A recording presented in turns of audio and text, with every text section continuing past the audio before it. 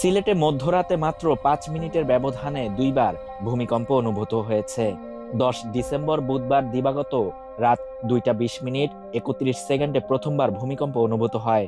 এরপর 2টা 25 মিনিট 14 সেকেন্ডে দ্বিতীয়বার ভূমিকম্পে কেঁপে ওঠে সিলেট।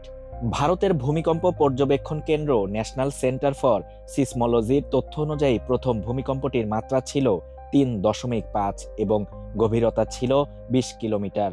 পরেরটির মাত্রা ছিল 3.3, এর গভীরতা ছিল 30 কিলোমিটার। এদিকে রাত 3টা 38 মিনিট 36 সেকেন্ডে বঙ্গোপসাগরে ভূমিকম্প আঘাত হানে।